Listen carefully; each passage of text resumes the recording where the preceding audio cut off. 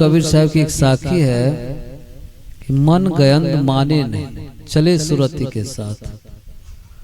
अब महावत बेचारा क्या करे जो अंकुश नहीं हाथ। कहा कि ये मन जो है बहुत चंचल है, बहुत चंचल है। और किसके समान है? तो कहा हाथी के समान ये मन है। धरती पर ये स्थूल काया के प्राणी हाथी है, सबसे विशाल है। उसका उदाहरण देते हैं कबीर साहब कि मन कैसा है आपका, किसके समान? हाथी के समान है। बताइए। और हाथी के पास अगर मनुष्य को खड़ा कर दिया जाए तो कितना छोटा लगता है, बहुत छोटा है। बल भी हाथी के पास बहुत है। अगर पकड़ लेगा हाथी मनुष्य को तो सूर से पकड़ करके उठा करके पटक दे तो आदमी का प्राण निकल सकता है। लेकिन कबीर साहब कहते हैं मन गयंद। गयंद मतलब हाथी। मन कैसा है? हाथी के समान। मन गयंद माने नहीं, ये मानता नहीं, हाथी के समान है।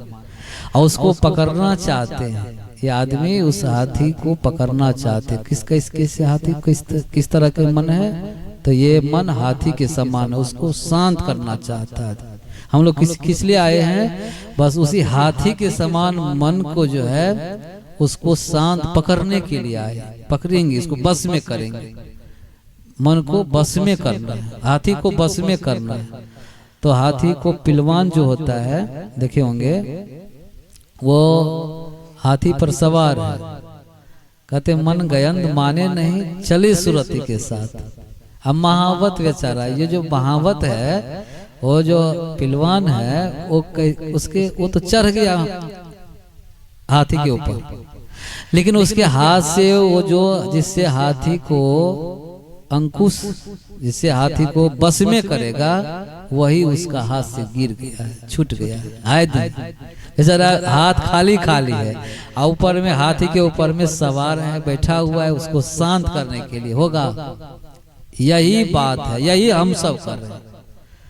संसार के लोग व्याकुल है, जहां भी देखेंगे जिसको भी देखेंगे हाय हाय में लगा हुआ है, क्योंकि उसके हाथ में अंकुश है ही नहीं। अंकुश छूट गया, अंकुश गिर गया है, व्याकुल है, दौड़ रहा है यहाँ वहां जहां तहां, मत पूछो कहाँ कहाँ। और कहते हैं कि हमको तो मन ही नहीं लगता है, हमको तो शांति ही नहीं। हम तो घर में रहते हैं, बाहर में रहते हैं, कहीं भी रहते हैं, मन शांति नहीं रहता है, अच्छा लगता ही नहीं है। कारण ये है कि आपका जो अंकुश है वो हाथ से गिर गया है। ये मन बस में, मन हाथी के समान है, ये बस में हो नहीं रहा है। जिस दिन ये बस में हो जाएगा, जब वो पिलवान के हाथ में उड़ाता है तो हाथी को कहता है कि उठ बैठ। देखिए इतना बड़ा हाथी विशाल है, शरीर उसका कितना भारी भरकम है, और उसको एक छोटा सा वो अंकुश रहता है, उससे कहता है कि बैठने के लिए तो बैठता है, खड़ा होने के लिए कहता है तो खड़ा हो जाता है। तो वो अंकुश क्या है, ये बात है। अंकुश है तो हाथी को जिधर जिधर नचाता है उधर उधर नाचता है। सर्कस में आप देख लीजिए, उस हाथी को सर्कस में गेंद खिलवा देता है, होता ही यही। जैसे जैसे करता है, बहुत उसमें खेला है जिसको वो हाथी करता है, आसानी के साथ करता है। एक वो अंकुश के सहारे, अंकुश अगर है हाथ में तो जैसे जैसे मन होता है पिलवान को वैसे वैसे नचाता है उसको। तो ये बात है। वो अंकुश क्या है?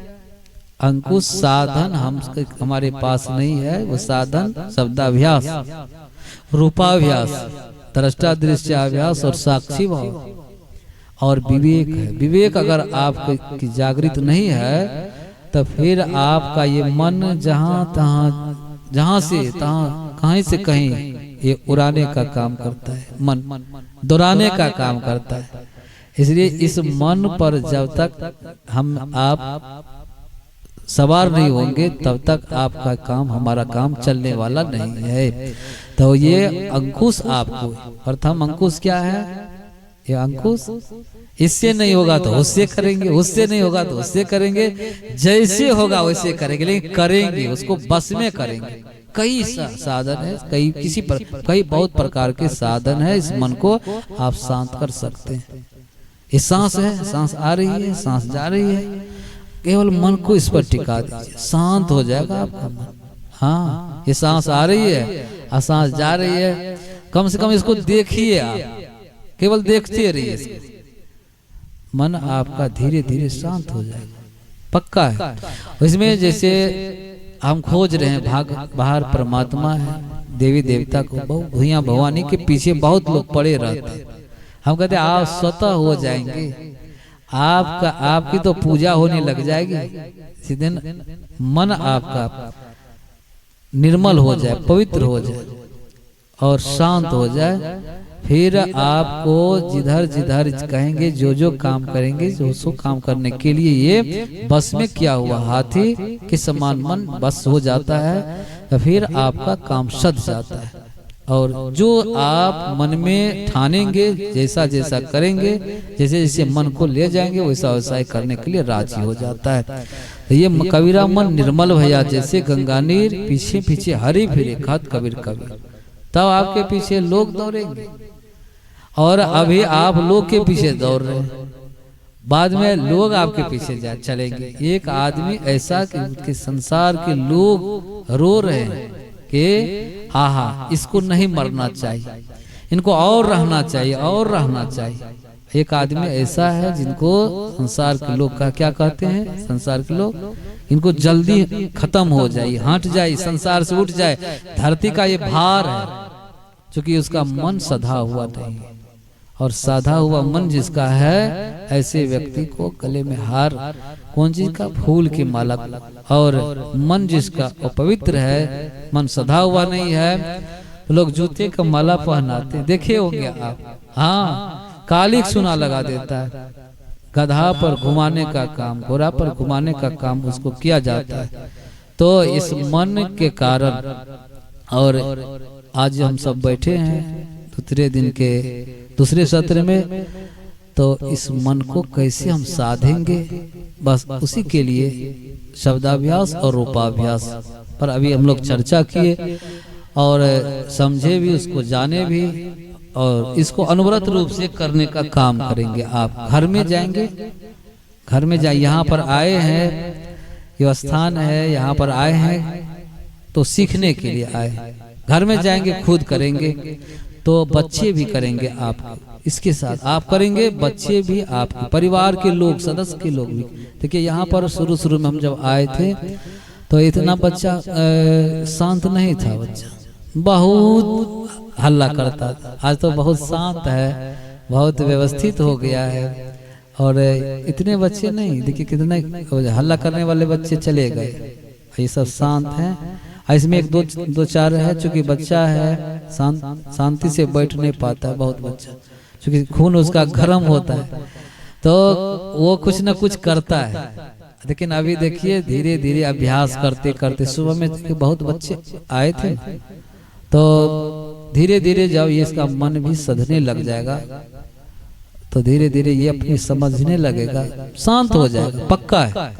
और हम सब भी जैसे जैसे गहराई में उतरते चले जाएंगे, आपका जीवन अलग रूप निखरेगा, देखने में, सुनने में। आपको जो भी, जिनसे भी आपकी मुलाकात होगी, पक्का देखेंगे वहाँ, उनको भी लगेगा कि ये तो कल तक कैसा था, आज कैसा हो गया। एक छोटा सा उदाहरण देता हूँ, छोटा सा उदाहरण। मन जब पहले स्थिर नहीं था, शांत नहीं था, तो भाई से भाई की दुश्मनी थी। एक सच्चिदानंद जी हैं, एक सुखदेव जी हैं, दोनों भाई है, सहोदर भाई है। झंझट इतना होता था आपस में, इतनी लड़ाई कि मत पूछिए। हम लोग कार्यक्रम में गए थे उनके यहाँ, तो उन्हीं के पड़ोस के यहाँ कार्यक्रम था, तो वो गृहपति हम लोगों को जलपान दिए, तो जलपान हम लोग भी लिए, उनको भी दिए। जितने हमारे साथ में थे सब जलपान कर रहे हैं। देखा उनको सब, ये हमारे जितने सत्संगी प्रेमी थे जो गए थे सब देखे थे वहां पर। तो दोनों भाई क्या किए, आपस में पहले बहुत झगड़ा होता था, बैठते नहीं थे, एक दूसरे की निंदा शिकायत करते थे। और जब मन उसका सध गया, सत्संग से जुड़ गया। बहुत लोग कहने लगे सत्संगी हो गए, सत्संगी हो गए। तो उसका परिणाम उस दिन देखे हम कि वो पत्तल, एक ही पत्तल, उसमें सेब है, नारंगी है, किशमिश है, इस तरह से बिस्कुट है, दालबूट है, सब चीज है उसके। ये टार टार करके उधर दे रहे हैं बड़े भाई की तरफ, भैया तू खान हो, एला तो ही खा। अब छोटे भाई है बड़े भाई को की तरफ वो टार रहे हैं, अब बड़े भाई जो हैं वो छोटे भाई की तरफ टार रहे कि आप खाइए, आपको जो है थोड़ी बीमारी थी उनके पास, छोटे भाई को। तो कहा कि तू खाना, तो शरीरों कमजोर छा, आ तोरा तो चाहिए, तू बेसी का खा। वो टार करके इधर करे, अभी टार करके उधर करे। हम तो देखे तो हमको तो बड़ा हंसते भी थे, बड़ा अच्छा लगा कि दोनों भाई में देखिए कल तक समाज के तमाम लोग उदाहरण बना हुआ, देख रहे थे कि कल तक एक दूसरे से बनता नहीं था, आज देखिए कि अहाँ खाओ तो अहाँ खाओ, हमने खेवे अहाँ खाओ, ये बात देखिए। तो ये काम जब मन सलता है तब कितना आनंद आता है। दोनों भाई बैठ करके सत्संग सुन रहे, और नहीं तो सत्संग के का विरोध भी चलता था, और सत्संग का विरोध इतना नहीं करता था, साथ में बैठने की बात तो दूर,